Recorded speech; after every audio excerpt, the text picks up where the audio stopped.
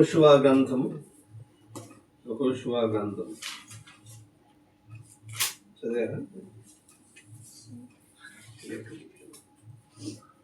మొదటి అధ్యాయం, యెహోషువ గ్రంథము మొదటి అధ్యాయం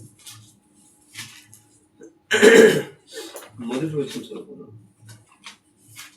యెహోవా సేవకుడైన మోషే మృతి నొందిన తరువాత యెహోవా నూను కుమారుడును మోషే పరిచారకుడునైన యెహోషువకు ఇలాగు సెలవిచ్చెను. నా సేవకుడైన మోషే మృతి నొందెను కాబట్టి నీవు లేచి నీవును ఈ జనులందరూ ఈ యోర్దాను నది దాటి నేను ఇశ్రాయేలుకి ఇస్తున్న దేశమునకు వెళ్ళుడి. నీవు బ్రతుకు దినములన్నిటను ఏ మనుష్యుడును నీ ఎదుట నిలవలేకయుండును. నేను మోషేకు తోడయుండినట్లు నీకును తోడయుందును. As I was with Moses, so I will be with thee. ప్రార్థిస్తున్నాం. కృపానిధి పరిశుద్ధ దయగలిగిన తండ్రి, ప్రభువైన యేసు నీ ఘనమైన పాదము స్తోత్రం చెల్లిస్తున్నాము. మరోసారి నీ పాద సన్నిధికి వచ్చిన ప్రభా, కీర్తన ద్వారా నేను మహింపరిచున్నాము. వాక్యం మీదకి వచ్చాము, వాక్యపు ఓట మీదకి వచ్చాము. మీరు జీవ జలమైన దేవానికి స్తోత్రం. నేనిచ్చు నీరు త్రాగువాడు మరెన్నడూ దప్పికొనడని మీరు సెలవిచ్చారు. తండ్రికి స్తోత్రం. మీ సన్నిధి మాతో ఉంచండి, మీ అభిషేకం మాతో ఉంచండి. మా వినికిలో చదవబడిన ఈ లేఖన భావం మీరు చూడించమని యేసుక్రీస్తుని దివ్యనామమును అడిగి పెడుచు ప్రార్థన చేస్తున్నాము. ఆమేన్. చదవబడిన వాక్య భాగంలో కూర్చోండి.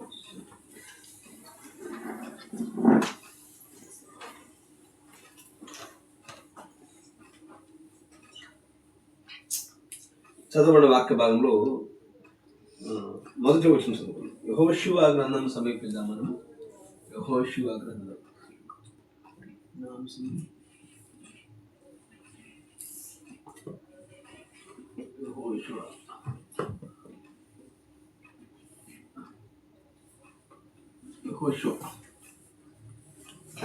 యెహోషువ అనే గ్రంథం, యెహోషువ గ్రంథము సమీపిద్దాం.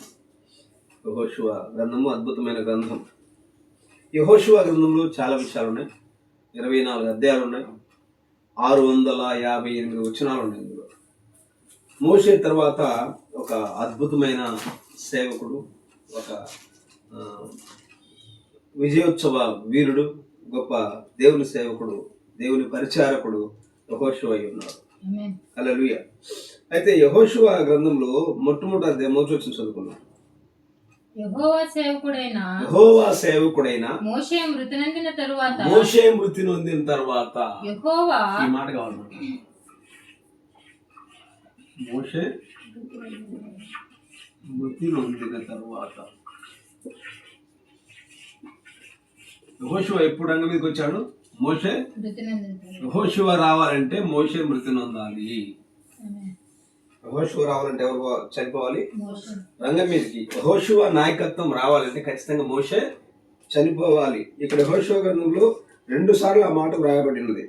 Now after the death of Moses, మొదటి వచనం. రెండవ వచనంలో Moses my servant is dead. ప్రభు చెప్పాడు, మా సేవకుడైన మోషే చనిపోయి ఉన్నాడు అని చెప్పాడు. మోషే మృతి నొందిన తర్వాత యెహోషువను దేవుడు తీసుకున్నాడు. ఎందుకంటే మోషే క్రీస్తు మోషే ధర్మశాస్త్రము సాదృశ్యమైనాడు. మోషే ఎవరు సాదృశ్యం? ధర్మశాస్త్రము మోషే ప్రతినిధి. మరి ధర్మశాస్త్రము ఏంటి? మోషే చనిపోయిన తర్వాత యెహోషువ వచ్చాడు అంటే మోషే ధర్మశాస్త్రం విన్నప్పుడు, ధర్మశాస్త్రం చనిపోయిన తర్వాత ఎవరు రావాలి? మరి యేసుక్రీస్తు రావాలిగా. యేసుక్రీస్తు ఎవరు? కృప అయి ఉన్నాడు. యోహాను సువార్త 1:17 చదువు. యోహాను సువార్త 1:17. యోహాను సువార్త 1:17.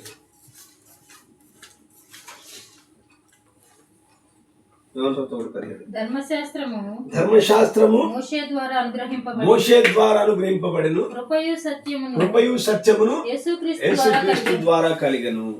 హల్లెలూయా. చెప్పేది అర్థమవుతుందా? మోషే చనిపోయిన తర్వాత యెహోషువ నాయకత్వం వహించాలి. మోషే రంగం మీద ఉన్నంత వరకు యెహోషువ పరిచర్య చేయటమే. యెహోషువ నాయకత్వం వహించాలంటే ఎవరు చనిపోవాలి? మోషే చనిపోవాలి. ఇప్పుడు మోషే ఎవరు సాదృశ్యము? ధర్మశాస్త్రము సాదృశ్యం. ధర్మశాస్త్రము 4000 సంవత్సరాల వరకు కొండలాగా ఏలింది మనుషుడు. కంటికి కన్ను, పంటికి పన్ను. ధర్మశాస్త్రం మనిషిని ఏలింది, కొండలాగా ఏలింది, కొంతకాలం పరిపాలన చేసింది ధర్మశాస్త్రం. అయితే రోమీయులకు రాసిన పత్రిక 8వ అధ్యాయం 3వ వచనం. రోమపత్రిక 8వ అధ్యాయం 3వ వచనం.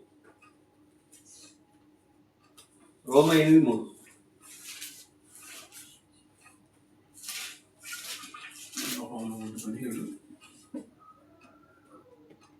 రోమ 8:3. శరీరమును అనుసరింపక ఆత్మను అనుసరింపచియే నడుచుకొను మన యందు ధర్మశాస్త్ర సంబంధమైన నీతి విధి అక్కడ ఏముంటుందంటే ధర్మశాస్త్రము దీనిని చేయజాలకపోయెను. ఎట్లనగా ఎన్నో వచ్చిన 2వ వచనం. క్రీస్తు యేసునందు జీవమునిచ్చు ఆత్మ యొక్క నియమపానముల నియమముల నిర్ణయం నుండి నన్ను విడిపించాను. ఎట్లనగా ధర్మశాస్త్రము దేనిని చేయజాలకపోయెను దానిని దేవుడు చేశాను. హల్లెలూయా. ఇదేంటి మరి ధర్మశాస్త్రం ఇచ్చింది దేవుడే కదా. ధర్మశాస్త్రం దేనినైతే చేయజాలకపోయిందో దానిని దేవుడు కృపగా వచ్చి నెరవేర్చి చేశాడు. కృప ఇప్పుడు మనకు అవసరమై ఉన్నది. ధర్మశాస్త్రం దానిస్తేనే కృప రంగం మీదకి రావాలి. ప్రవక్త అన్నాడు, ఆయన ధర్మశాస్త్రం నేను పాటించలేను కానీ ఆయన కృప నాకు అవసరమైనది.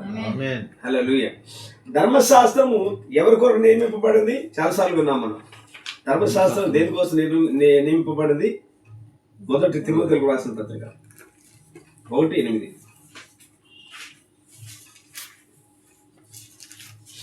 1 తిమోతేయులకు రాసిన పత్రిక 1:8. అయినను శ్రీమంతుడగు దేవుడు నాకు అప్పగించిన ఆయన మహిమగల సువార్త ప్రకారము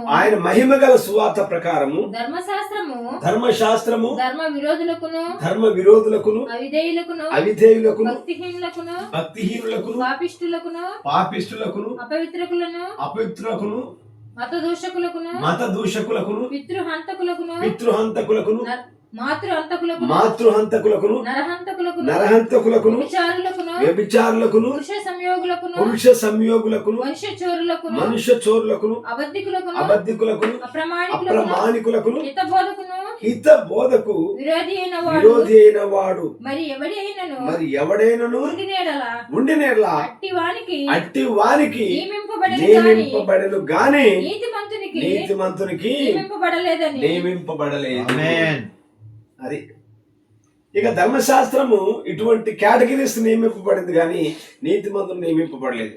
అప్పుడు మోషే రంగం మీద తీయబడిన తర్వాత యెహోషువ రావాలి. అలాగనే మోషే ధర్మశాస్త్రం అయినప్పుడు ధర్మశాస్త్రము అలాగనే పరిపాలన చేసుకుంటే మనుషులు బ్రతకరు భూమి మీద. 4000 సంవత్సరాల వరకు ధర్మశాస్త్రం ఏలింది. అందుకని యెషయా గ్రంథంలో కూడా ప్రవచనం ఉంటది. ఆ యేసుక్రీస్తు భూమి మీదకి వచ్చినప్పుడంట కొండలు సమము చేయబడతాయంట. కొండలు ఎత్తుపల్లాలు సరి చేయబడతాయి, కొండలు సమం చేయబడతాయి. బాప్తిస్మం ఇచ్చే యోహాను వచ్చినప్పుడు, యేసుక్రీస్తు వచ్చినప్పుడు. ఇదేంటి ఆ కొండలు సమం చేయబడటం అంటే అర్థం ఏంటి అంటే 4000 సంవత్సరాల వరకు ధర్మశాస్త్రము కొండలా ఏలింది. కృప భూమి మీదకి వచ్చినప్పుడు ఈ కొండ సమం చేయబడింది. కొండ అంటే అక్షరార్థమైన కొండలు కాదు. యేసుక్రీస్తు కృప భూమి మీదకి వచ్చినప్పుడు ధర్మశాస్త్రం ఏమైంది? అణిగిపోయింది. ధర్మశాస్త్రం దేనిని చేయజాలకపోయినో దేవుడు దానిని చేశాను. మోషే మృతి నొందిన తర్వాత ఎవరు వచ్చారు? యెహోషువ అని దేవుడు ఎన్నుకున్నాడు. 2 పాయింట్లు చెప్తాను. మోషే ధర్మశాస్త్రము, యేసు కృప. ధర్మశాస్త్రం తొలగిన తర్వాత దారించినప్పుడే కృప భూమి మీదకి రావాలి. 2 ఇక్కడ మోషే ఇంకొక పాయింట్. మోషే సంఘకాలాలు అయి ఉన్నాయి.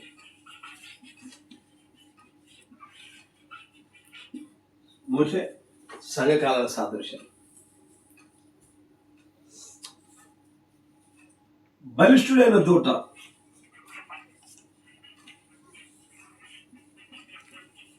దిగి వచ్చినప్పుడు ముద్రలు ఇవ్వబడ్డాయి.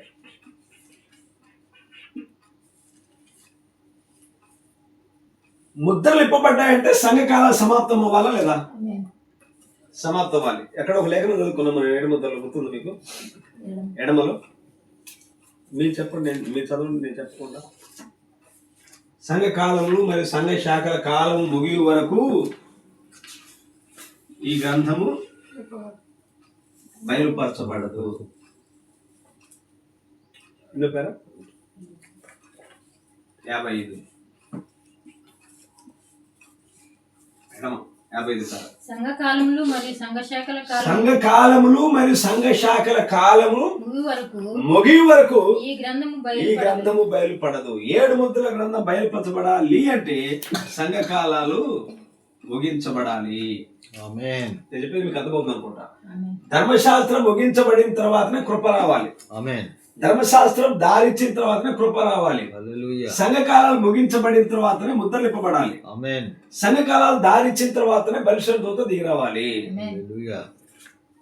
సంఘకాలం ఉన్నంత వరకు ఏంటంటే ధర్మశాస్త్రమే. ఒక మాట చెప్పాలంటే సంఘకాలం అంటే సంఘకాల బోధ ఏంటి?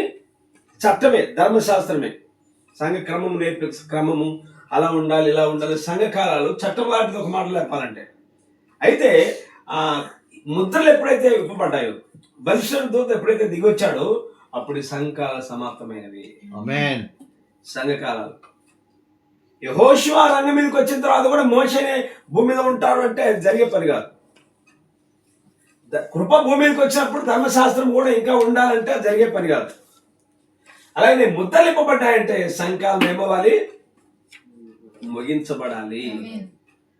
అది రాయబడింది. సంఘకాలము మరియు సంఘ శాఖల కాలం ముగియ వరకు ఈ గ్రంథము బయలుపరచబడదు. సంఘకాలం ముగించబడ్డాయి కాబట్టి 7 ముద్రలు ఇప్పబడ్డాయి. బలిష్ట దూత దిగొచ్చాడంటే 7 ముద్రలు ఇప్పబడ్డాయి.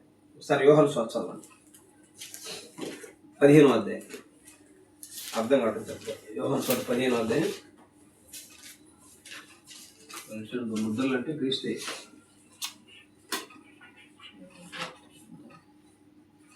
యోహాను సువార్త 15వ అధ్యాయం 3వ వచనం. నేను మీతో చెప్పిన మాటను బట్టి మీరు ఇప్పుడు పవిత్రులై ఉన్నారు. ఈ మాట బాగా అమలు చేసుకోండి, గుర్తుపెట్టుకోండి. కొన్ని దేవుడు సామాన్యతలో బయలుపరుస్తూ ఉంటాడు. హల్లెలూయా. వాటిని మనం నమ్మం. సామాన్యంగా దేవుడు దిగొచ్చినప్పుడు నమ్మం మనం. ఎందుకంటే మొదటి నుంచి ఆ క్రమానికి అలవాటు పడ్డాడు. ధర్మశాస్త్రం ఇప్పుడేమో యేసు గారు అంటే ఇప్పుడు మీరు నా మాటను బట్టి మీరు పవిత్రపరచబడ్డారు. ధర్మశాస్త్ర కాలంలో ఒక వ్యక్తి పవిత్రపరచబడాలి అంటే అతను సింపుల్ గా పవిత్రపరచబడాడు. అతను పుదీనాలో దశభాగం ఇవ్వాలి, జీలకర్రలో దశభాగం ఇవ్వాలి, వారానికి 2 సార్లు ఉపవాసం ఉండాలి, బలులు అర్పించాలి, గొర్రెపిల్లను తీసుకెళ్ళాలి, పేదలైతే పావురాన్ని తీసుకెళ్ళాలి, లేకపోతే ధర్మశాస్త్రాన్ని తూచా తప్పకుండా పాటించాలి. యెహోవా నామం ఎంతో ఎంతో గట్టిగా పరిచయం, సేవలు ప్రార్థనలో ఉండాలి. ఎంతో నిష్ఠాగరిష్టంగా ఉంటేనే గాని ఒక వ్యక్తి పవిత్రుడిగా ఉండడు. ధర్మశాస్త్రములు కాలంలో ధర్మశాస్త్రం ఇవ్వబడ్డప్పుడు. కానీ యేసు ప్రభు భూమి మీదకి వచ్చినప్పుడు ఆయన అన్నాడు, ఇప్పుడు మీరు పవిత్రపరచబడాలంటే ఈ ధర్మశాస్త్రం చట్టంలో నుండి రావాలి అన్నాడా? ధర్మశాస్త్రం నుండి రావాల్సిన పర్లేదు. ఇప్పుడు మీరు నా మాటను బట్టి పవిత్రపరచబడి ఉన్నారు అన్నాడు. ఆ కృప కిందికి వస్తే చాలు. యేసుక్రీస్తు యొక్క మాట కిందికి వస్తే నువ్వు పవిత్రపరచబడతావు. ఇప్పుడు ధర్మశాస్త్రం అక్కర్లేదు. ధర్మశాస్త్రం క్రియలు, ఆచారాలు, అలవాట్లు, శుద్ధీకరణాచారాలు, ఇవన్నీ చేతులు కడుక్కోటాలు, ఇవన్నీ అవసరం లేదు. ఇప్పుడు సింపుల్ గా యేసుక్రీస్తు అనే కృప కిందికి వస్తే చాలు.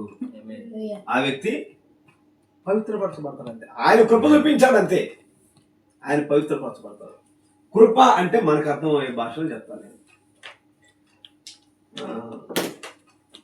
ఒక ఆయన మనకు ముఖ్యమంత్రి అయ్యాడు. ఆయన పేరు ఏంటంటే జనార్దన్ రెడ్డి. 3 నెలలు ఎంతకాలం మన ఆంధ్రప్రదేశ్కి ముఖ్యమంత్రి అయ్యాడు. అప్పుడు ఉమ్మడి రాష్ట్రం ఉంది. ఆయన ముఖ్యమంత్రిగా ఉన్నప్పుడు 10th క్లాస్ చదివే పిల్లలు చాలా మంది ఫెయిల్ అయ్యారు. కొన్ని 100 మంది ఫెయిల్ అయ్యారు. ఇది మన గవర్నమెంట్కి అవమానము అని చెప్పి ఆయన ఏం చేశారంటే ఆ ఫెయిల్ అయిన పిల్లలందరికీ 1-2 మార్కులు 2-3 మార్కులు ఆయన గ్రేస్ మార్కులుగా కలిపాడు. కొన్ని 100 మంది పాస్ అయ్యారు. వాళ్ళు కంప్లీట్గా ఫెయిల్ అయ్యారు వాళ్ళ జీవితంలో. మళ్ళా పాస్ అవ్వాలంటే మళ్ళా సంవత్సరం కట్టుకొని రాయాలి వాళ్ళు. అప్పుడు కూడా పాస్ అవుతారో లేదో తెలియదు. అంటే కంప్లీట్గా ఫెయిల్ అయిపోయారు. అయితే గ్రేస్ మార్కులు కలుపుట ద్వారా వాళ్ళు ఉత్తీర్ణత పొందుకున్నారు. హల్లెలూయా. అలాగే మనం కూడా మన జీవితాలు కంప్లీట్గా ఫెయిల్ అయిన జీవితాలు, మనకి విఫలమైన జీవితాలు. అయితే ప్రభువైన యేసుక్రీస్తు కృపగా భూమికి వచ్చాడు. ఆ కృప కిందికి రావాలి. ప్రారంభించి నా ప్రసంగాలు మీకు అలవాటే. ప్రయాసపడు వాని వలనను పొందగోరు వాని వలనను ఏం కాదు. ఆయన 40 రోజులు ఉపవాసం ఉంటాడండి, ఏం ప్రయోజనం? ఈయన చేమంది ఒక్కడండి, ఏం ప్రయోజనం? అంటే మనిషి ఏం చేస్తుంటే ధర్మశాస్త్ర క్రియల వలన నీతిమంతుడు అవ్వడానికి ప్రయత్నం చేస్తా ఉన్నాడు. అంటే ధర్మశాస్త్రం ముగించబడింది కదా, కృప భూమి మీదకి వచ్చినప్పుడు ఈ కృప కిందకి వస్తే చాలు. ఆ కృప కింద ఎటువంటి వర్తమానం ఉందో ఆ వర్తమానం సింపుల్ గా నమ్మితే చాలు. ఆయన ఏమన్నాడు? నా మాట కిందకి రండి, ఇప్పుడు మీరు నా మాటను బట్టి మీరు పవిత్రులై ఉన్నారు. ఆయన మాట పాపాత్ములైన స్త్రీని పవిత్రపరిచింది. ఆయన మాట వ్యభిచారములు పట్టబడిన స్త్రీని చెప్పాలి పవిత్రపరిచింది. ఆయన మాట సమరయ స్త్రీని పవిత్రపరిచింది. ఆయన మాట సొంకైన జక్కయ్యను పవిత్రపరిచింది. ఆయన మాట కిందకి వచ్చారంతే వీళ్ళు. ఆ మాట వల్ల పవిత్రపరిచింది. మరి ఇప్పుడు కూడా సంఘకాలలో ఇప్పటి వరకు ఓ క్రమము అలవాటు చేయబడింది. ధర్మశాస్త్రం ఎట్లలో సంఘకాలాలు కూడా అంతే. సంఘకాలాలు ఆ విధానం ఆ విధంగా ఉంది. అయితే ముద్రలు ఇవ్వబడిన తర్వాత, ఈ బలిష్ఠంతో దిగొచ్చిన తర్వాత ఈ ముద్రల వర్తమానం కిందికి వస్తే అంగీకరించగలిగితే ఆ వ్యక్తి పవిత్రపరచబడతాడు. హల్లెలూయా. కాబట్టి మోషే మృతి నొందిన తర్వాత యెహోషువ రంగం మీదకి వచ్చాడు. యెహోషువ నాయకత్వం వహించాడు. ఇప్పుడు నేను దీన్ని తుడిపేస్తాను. యెహోషువ గ్రంథంలో కొన్ని ముఖ్యమైన విషయాలు ఉన్నాయి, నేను చెప్తాను. తుడిపేమంటారా? రాసుకుంటారు.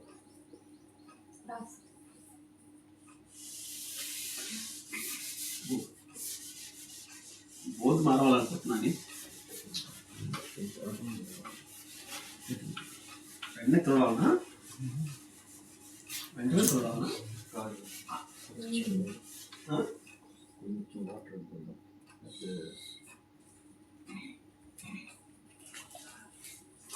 యెహోషువ గ్రంథంలో మొత్తము 24 అధ్యాయాలు ఉన్నాయి. గుర్తుపెట్టుకోండి, యెహోషువ గ్రంథం మొత్తము 24 అధ్యాయాలు ఉన్నాయి. మొదటి అధ్యాయము యెహోషువ నాయకత్వం, నాయకునిగా ఎన్నుకున్నాడు. మొదటి అధ్యాయంలో యెహోషువ నాయకత్వం, దేవుడు యెహోషువను నాయకునిగా ఎన్నుకున్నాడు. నాయకత్వ లక్షణాలు అందరికీ ఉండవు. రూపాయి లెక్క పెట్టుకునే వాళ్ళ నాయకత్వ లక్షణాలు ఉండవు. ఆయన మా పెద్ద సేట్ అండి, ఆయన పెద్ద బిషప్ అండి, ఆయన కింద 100 మంది సేవకులు ఉంటారండి, ఏం ప్రయోజనం లేదు. నాయకత్వం అందరికీ ఉండదు. నాయకత్వ లక్షణాలు పెరిగితనం ఉండదు.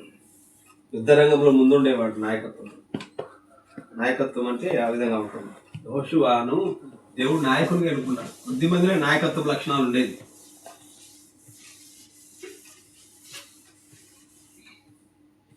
యెహోషువ మొదటి అధ్యాయంలో నాయకత్వం. రెండవ అధ్యాయం ఏంటి మీకు చదువుకున్నారు కదా? రెండవ అధ్యాయంలో రాహాబు అను వేశ్య. మొదటి అధ్యాయంలో ఆయన ఏమన్నాడు? 5వ వచనం చదవండి. 5వ వచనం, మొదటి అధ్యాయం 1:5. యెహోషువ గ్రంథం 1:5.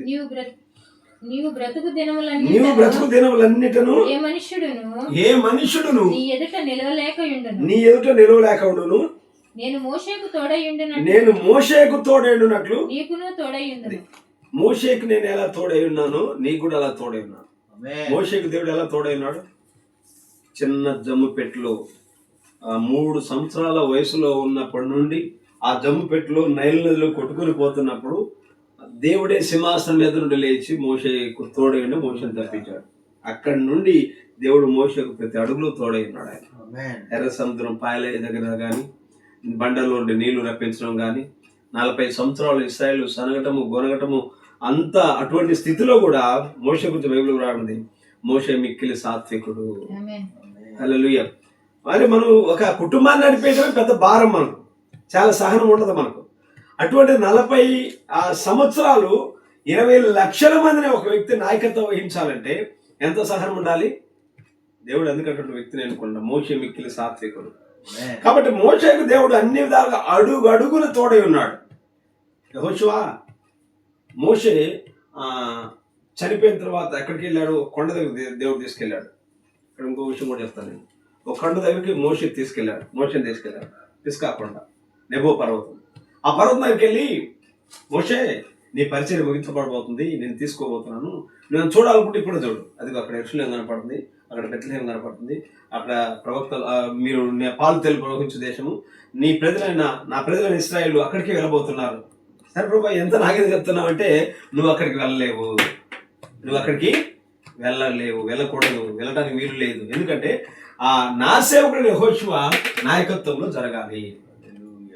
చాలా మంది సొంత నిర్వచనాలు చెప్తా ఉంటారు. మోషే వాగ్దాన దేశం ఎందుకు వెళ్ళలేదంటే, మోషేని దేవుడు వాగ్దాన దేశం ఎందుకు వెళ్ళలేదంటే, ఆయన మాట్లాడమంటే కోపడ్డాడు, ఐగుప్తు స్త్రీని ఇంకొక నీగురు వివాహం చేసుకున్నాడు, మోషే కోపిస్తండి, కాబట్టి మోషేని దేవుడు వెళ్ళలేదన్నాడు. వాటి కోసం కాదు, టైపాలజీ గమనించాలి.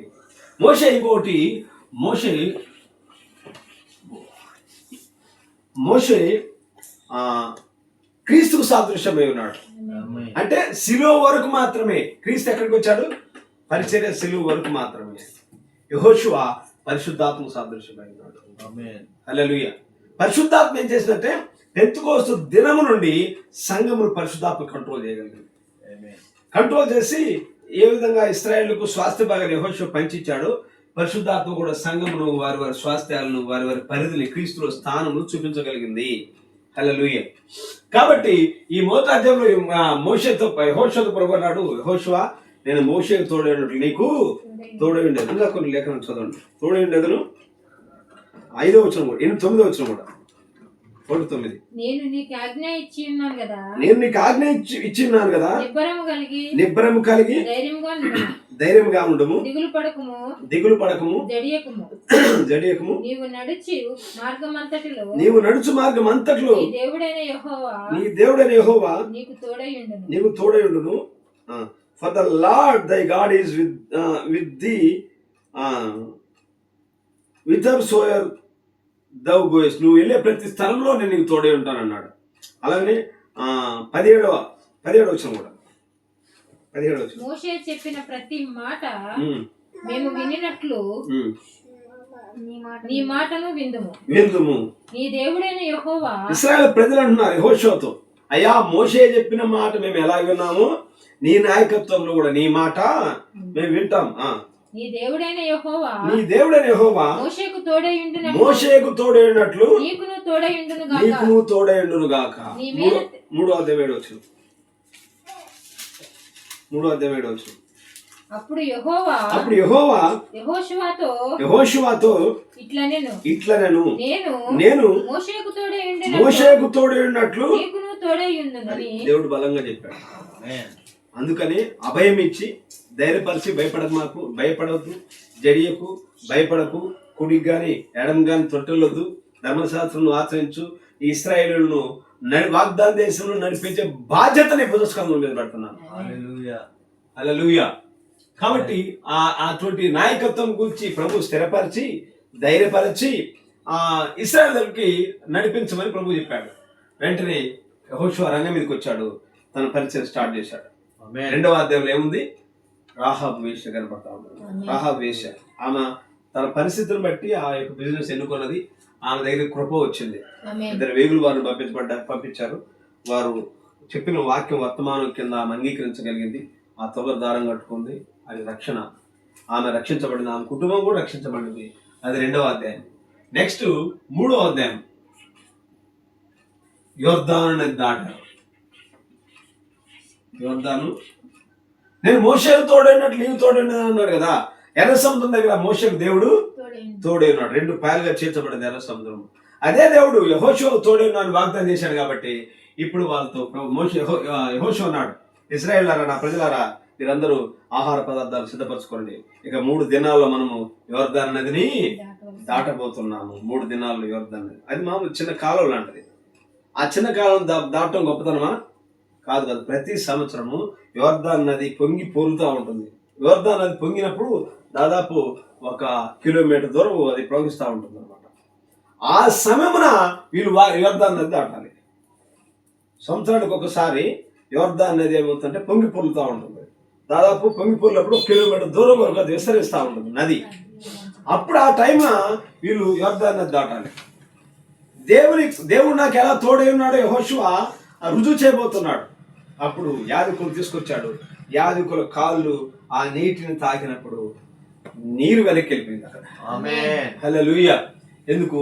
మోషేకు తోడైనట్టు దేవుడు యెహోషువకు తోడై ఉన్నాడు. 3వ అధ్యాయంలో యోర్దాను పాయలో, 4వ అధ్యాయంలో యోర్దాను దాటేటప్పుడు 12 రాళ్లను జ్ఞాపకార్థంగా పెట్టాడు. ఈ 12 రాళ్ళు కుప్పబోసాడు యోర్దాను నది మధ్యలో. ఇవి ఎందుకు అని మీ పిల్ల తరం అడిగినప్పుడు మీరు వాళ్ళకి చెప్పడానికి, మా పితరుల కాలంలో యోర్దాను నదిని దేవుడు దాటించేశాడు. యోర్దాను నదిని ఆపాడు. కేవలము యాజకులు కాళ్ళు నీళ్లు తాకినప్పుడే నీళ్లు వెనక్కి వెళ్ళిపోయినాయి.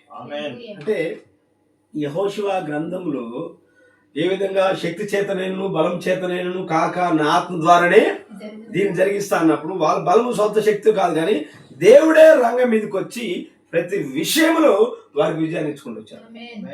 వాడు 3వ అధ్యాయంలో 4వ అధ్యాయంలో 12 రాళ్ళు. 5వ అధ్యాయంలో ఇశ్రాయేలుకు మరలా ఏం చేశారంటే సున్నతి చేపించాడు ఆయన. హల్లెలూయా. 5వ అధ్యాయంలో ఇప్పుడు సున్నతి పరిశుద్ధాత్మ అనుకోండి, ఇప్పుడు హృదయ సున్నతి. యెహోషువ కాలంలో ఆ కొత్త తరానికి సున్నతి చేయించాడు యెహోషువ. 5వ అధ్యాయం. 6వ అధ్యాయంలో ఎరికో మీద యుద్ధం.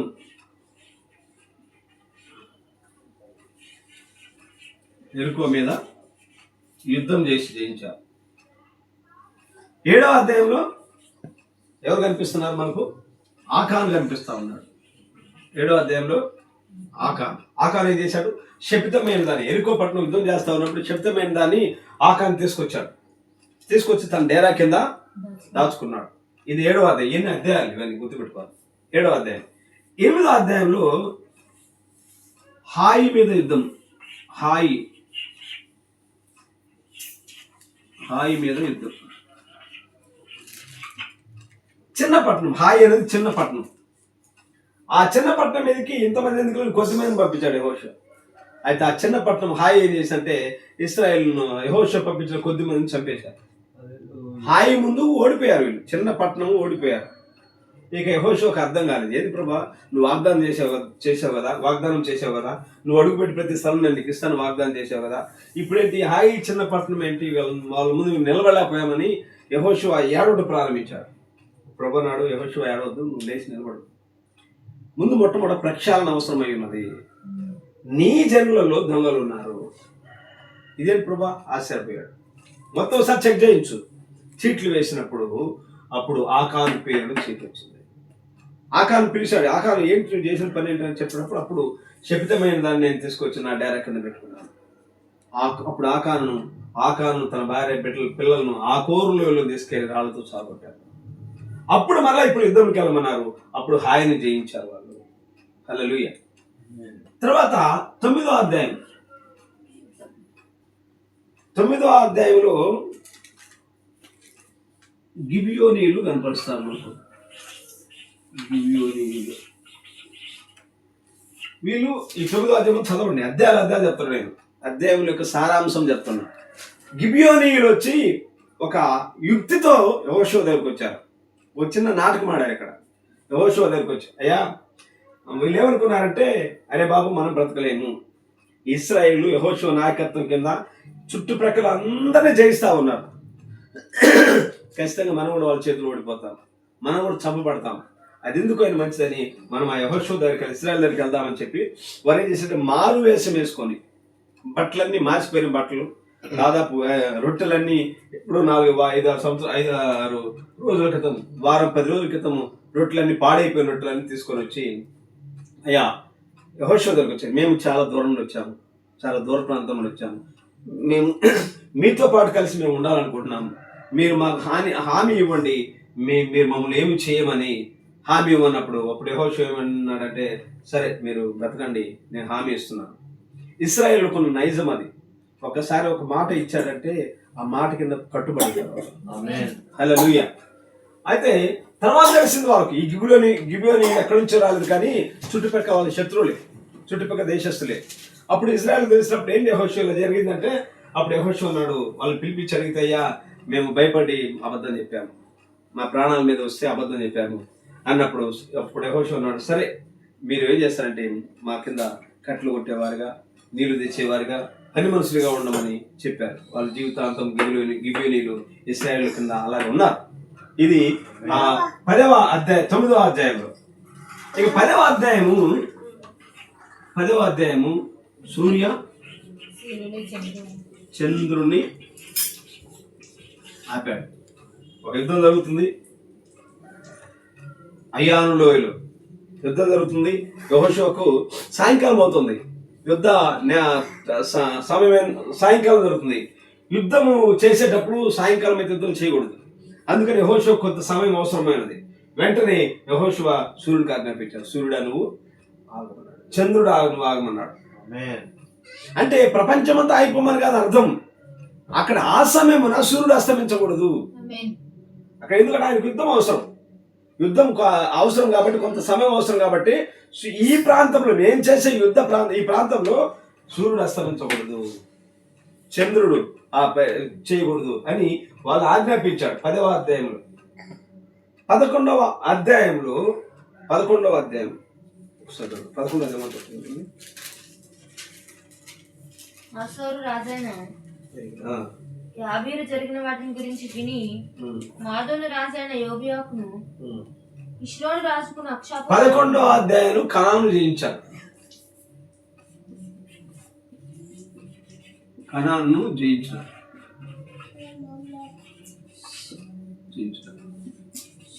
12వ అధ్యాయం చెప్తుంది. 12వ అధ్యాయంలో యోర్దానుకు తీర్పుగా అవతల ఉన్న అర్నోన్ లోయ మొదలుకొని కనాను రాజుల జాబితా ఇది. కనాను రాజుల జాబితా చివరి వచ్చింది అదండి, 12వ చివరి వచ్చింది. రాజు యెరూషలేము రాజు 12వ అధ్యాయం చివరి వచ్చింది 24 వచ్చింది. యెరూషలేము రాజు, హెబ్రోన్ రాజు, యర్మూత్ రాజు, లాకీషు రాజు, అన్ని కలిపి ఉన్నాయి వచ్చిన అంతా ఒకే వచ్చిన. లాస్ట్ ఏముందంటే ది కింగ్ ఆఫ్ తెర్జర్ ఆల్ ద కింగ్స్ 30 and 1 రాజులు మొత్తం సంఖ్య 31. అది రాజులు మొత్తము 31 రాజులను జయించుకుంటూ వచ్చారు. రాజుల జాబితా యెహోషువ కాలంలో 31 రాజులను ఆయన జయించుకుంటూ వచ్చాడు. కాబట్టి 24 అధ్యాయాలు యెహోషువ గ్రంథంలో ఉన్నాయి. 24 అధ్యాయంలో 12+12 2 భాగాలు విధించండి 24. ఈ మొదటి 12 అధ్యాయములు యుద్ధములు చేసి జయించారు. యుద్ధములు జయించారు. ఈ చివరి 12 అధ్యాయాలు స్వాస్థ్యం పంచిపెట్టబడింది. స్వాస్థ్యం పంచిపెట్టబడింది. ఇశ్రాయేలు 430 సంవత్సరాలు ఐగుప్తు దేశంలో ఉన్నారు కదా. 430 సంవత్సరాలు ఐగుప్తు దేశంలో వాళ్ళ సొంత ఇల్లు లేవు, సొంత పొలాలు లేవు. తర్వాత వాగ్దాన దేశం మోషే పరిపాలనలో మోషే నాయకత్వంలో 40 సంవత్సరాలు అరణ్యంలో నడిచారు. 40 సంవత్సరాల వరకు కూడా వాళ్ళకి సొంత ఇల్లు, సొంత గృహాలు లేవు. అంటే 430+40 మొత్తం ఎంత? 470 సంవత్సరాల వరకు వాళ్ళ సొంత గృహాలు లేవు, సొంత పొలాలు లేవు.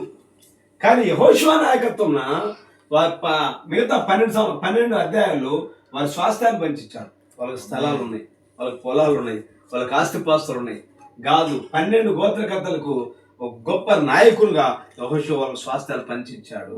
నేటికి వాళ్ళ 12 గోత్రకర్తలకు వాళ్ళకున్న స్వాస్థ్యాలు ఎప్పటికీ ఉన్నాయి. హల్లెలూయా. కాబట్టి యెహోషువ గ్రంథంలో ఇన్ని బ్రీఫ్గా ఒక్కొక్క అధ్యాయం మీరు చదవండి ఇంటికి వెళ్ళిన తర్వాత, చాలా విషయాలు మీకు అర్థమవుతూ ఉంటాయి. అయితే యెహోషువ గ్రంథం ఒక విషయం చెప్పేసి ముగిస్తా. యెహోషువకు మొట్టమొదటి పేరు ఏంటంటే సంఖ్యాకాండం 13వ అధ్యాయం 16 వచనం. 13-16.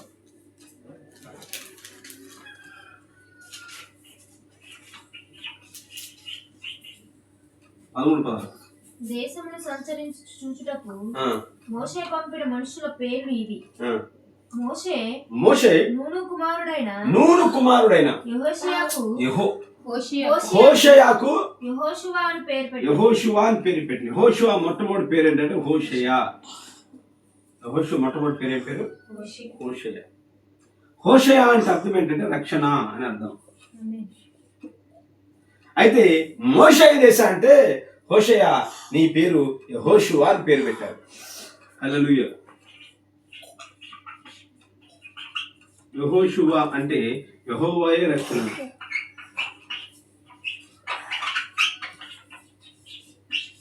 యెహోషువ అంటే యెహోవాయే రక్షణ. చాలా విషయాలు ఇందులో ఉన్నాయి. అయితే ఒక విషయం చెప్పేసి ముగిస్తా. ఈ యెహోషువ గ్రంథము విమోచన గ్రంథము.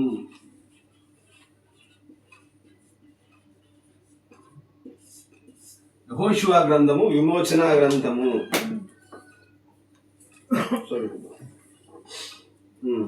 ఏ పారాడాక్స్ బుక్ ఉందా? ఒక నమ్మలేని నిజం. ఒక నమ్మలేని నిజం. యెహోషువ అనేది ఒక విమోచన గ్రంథం. అది 57 పేర. ఒక నమ్మలేని నిజం 57 పేర. Joshua here a book. Actually it's a book of redemption of the Old Testament. యెహోషువ అనే గ్రంథము పాత నిబంధనలో విమోచన గ్రంథం అయి ఉన్నది. యెహోషువ గ్రంథము ఏ గ్రంథము?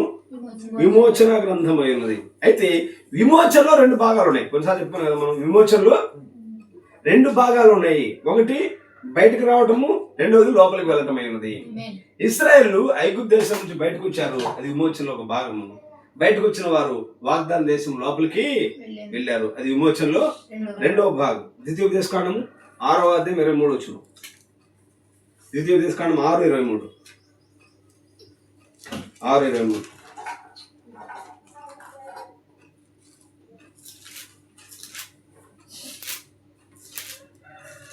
తాను మన పితరులతో ప్రమాణం చేసిన దేశమును మనకిచ్చి మనల్ని దానిలో ప్రవేశపెట్టుటకు అక్కడి నుండి మనల్ని రప్పించను. ఐగుప్తు దేశంలో నుండి బయటకు తీసుకొచ్చి మళ్ళా దానిలో వాగ్దాన దేశం లోపలికి నడిపించాడు. కాబట్టి విమోచనలో 2 భాగాలు. ఒకటి వెలుపలికి రావటం, రెండోది లోపలికి వెళ్ళటం అయి ఉన్నది. హల్లెలూయా. ఎఫెసీయులకు రాసిన పత్రిక 4:30 వచనం. 4:30.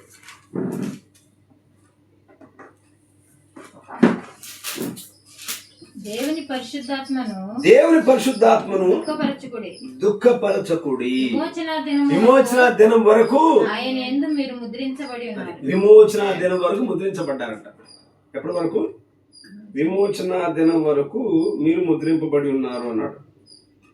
విమోచన దినం వరకు అంటే ఎడమ 69 పేర. 7 ముద్దులు ఎడమ 69 పేర. ఎడమ 69 పేర. అటు పిమ్మట వారు వారి నిత్య గమ్యము చేరు వరకు ముద్రించబడేది. ఆ ముద్రను ఏది విరగొట్టలేదు. పరిశుద్ధ గ్రంథము మీరు మీ లేఖనములను గుర్తుంచుకొనుచున్నారు.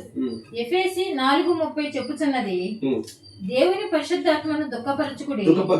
విమోచన దినము వరకు ఆయన యందు మీరు ముద్రింపబడి ఉన్నారు. ఆ వాక్యమును గైకొనుడి. విమోచన చూసారా?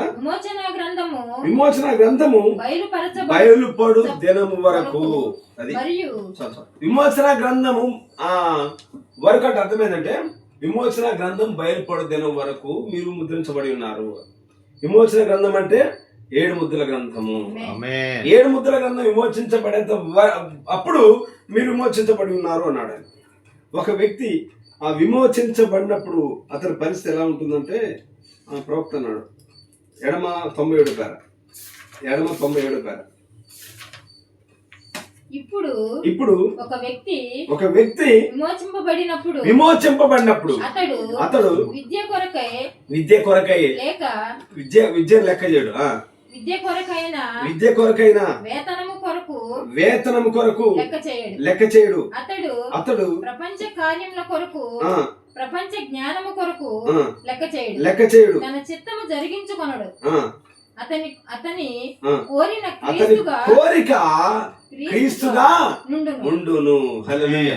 ఒక వ్యక్తి మోచించబడ్డప్పుడు ఆస్తిపాస్తులు, అంతస్తులు, డిగ్రీ, హోదా, పలుకుబడి, ధనము ఇవన్నీ ఏమక్కర్లేదు, లెక్క చేయడు. ఎందుకు? అతని కోరిక క్రీస్తు నాకు కావాలి అని కోరిక కలిగి ఉంటాడు. అతని కోరిక క్రీస్తు కలిగి ఉండాలి. ఎందుకంటే అతను విమోచించబడ్డాడు. విమోచన గ్రంథం బయలుపడేంత వరకు విమోచించబడ్డాడు. హల్లెలూయా. అయితే ఎవరి ద్వారా విమోచించబడాలి? ఎఫెసీయులకు రాసిన పత్రిక 1వ అధ్యాయము 7 నుండి చదువుకుందాం. ఎఫెసీయులకు రాసిన పత్రిక 1వ అధ్యాయము 7 నుండి చదివినట్లయితే, దేవుని కృపా మహదైశ్వర్యమును బట్టి ఆ ప్రియునియందు ఆయన రక్తము వలన మనకు విమోచనము, అనగా మన అపరాధములకు మనకు విమోచన, కుమారుని ద్వారా మనకు విమోచన, యేసుక్రీస్తు ద్వారా మనకు విమోచన. ముగిస్తున్నాను, గమనించండి. యెహోషువ గ్రంథము విమోచన గ్రంథం అయి ఉన్నది. విమోచనలో 2 భాగాలు ఉన్నాయి. ఒకటి వెలుపలికి రావడం, రెండోది లోపలికి వెళ్ళటము. ఎప్పుడు విమోచించబడుతున్నారు అంటే విమోచన గ్రంథం వరకు మీరు ముద్రింపబడి ఉన్నారు. విమోచన గ్రంథం వరకు అంటే విమోచన గ్రంథం బయలుపడుతున్న వరకు అర్థం. యేసుక్రీస్తులో నీవు నేను ముద్రించబడ్డాము, విమోచించబడ్డాము. నిజంగా ఒక విశ్వాసం విమోచించబడినట్లయితే లోకంలో దేనికోసం లెక్క చేయడు కానీ అతని కోరిక క్రీస్తుగా ఉండును. ప్రభువా నీవు నాకు చాలు అంటాడు. పౌలు అన్నాడు కదా, సమస్తమును పెంటతో సమానంగా నేను ఎంచుకొంచున్నాను, నన్ను బలపరచువాలేదే నేను ఆనందిస్తాను. క్రీస్తే పౌలు యొక్క కోరిక అయి ఉన్నాడు. విశ్వాస యొక్క కోరిక కూడా అదే. యెహోషువ గ్రంథము అద్భుతమైన గ్రంథము. గొప్ప నాయకుడు మోషే మృతిని నొందిన తర్వాత యెహోషువ బాధ్యత వహించి ఇశ్రాయేల్ అందరినీ ఆయన తన బాధ్యత వహించి ఆయన వాగ్దాన దేశంలోకి తీసుకెళ్లి వాళ్ళ స్వాస్థ్యాలు పంచిపెట్టాడు. వాళ్ళందరూ ఆత్మ సంబంధమైన విశ్రాంతులు వారు ఉన్నారు. కనాను అంటే పరలోకం అని చెప్తారు చాలా మంది. కనాను పరలోకానికి సాదృశ్యం అంటారు. కాదు. ఎందుకంటే పరలోకం వెళ్ళిన తర్వాత కనాను వెళ్ళిన తర్వాత వాళ్ళు యుద్ధాలు చేశారు. కనాను పరలోకానికి సాదృశ్యం కాదు, కానీ కనాను ఒక జయ జీవితమై ఉన్నది. హల్లెలూయా. వాగ్దాన దేశంలో చేరారు. విశ్వాసం కూడా దేవుడు వాగ్దాన దేశంలో తీసుకొచ్చి విశ్రాంతి నొందండి అనే స్థితిలోకి తీసుకొచ్చి దేవుడు కూర్చోబెట్టాడు. ఈ వర్తమానం కిందనే విశ్రాంతి ఉన్నది. క్రీస్తులో మాత్రమే విశ్రాంతి ఉన్నది. ప్రభు మాటలు దీవించుకున్నాక ఆమేన్. ప్రార్థన.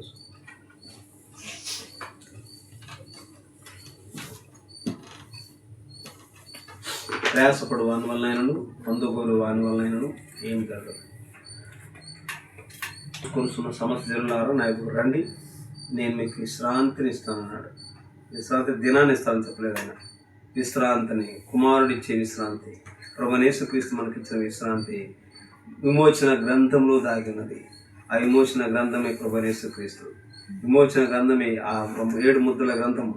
అందులో నీ ముద్రించబడినట్లయితే విమోచించబడతా ఉంటావు. యెహోషువ గ్రంథం విమోచన గ్రంథము. యెహోషువ ఒక గొప్ప నాయకత్వం వహించిన వాడు ఉన్నాడు. యెహోషువ మోషే చనిపోయిన తర్వాత వాగ్దాన దేశంలోకి నడిపించాడు. మోషే ధర్మశాస్త్రమై ఉన్నాడు. యెహోషువ క్రీస్తు సాదృశ్యమై ఉన్నాడు. మోషే క్రీస్తు సాదృశ్యమై ఉన్నాడు, వాగ్దాన దేశం చేరలేదు. యెహోషువ పరిశుద్ధాత్మ సాదృశ్యమై ఉన్నాడు. ఎన్నో విషయాలు మనం చదువుకున్నాం. 12 అధ్యాయాలు వారు యుద్ధాలు చేసుకుంటూ వచ్చారు. మిగతా 12 అధ్యాయాలు వాళ్ళు స్వాస్థ్యాలు పంచిపెట్టుకుంటూ వచ్చారు. చివరన 24వ అధ్యాయంలో యెహోషువ 23వ అధ్యాయంలో హెచ్చరికలు చేశాడు. 24వ అధ్యాయంలో ఆయన చెప్పింది ఏంటంటే, మీరు ఎవరిని సేవిస్తారో నాకు తెలియదు కానీ నేను నా ఇంటి అనే యెహోవాను సేవించదము అన్నాడు. ఆమేన్. హల్లెలూయా. దేవానికి స్తోత్రం చెల్లిస్తున్నాం. పరిశుద్ధానికి స్తోత్రం చెల్లిస్తున్నాం. నేను శ్యామల చిన్న ప్రే చేస్తాను.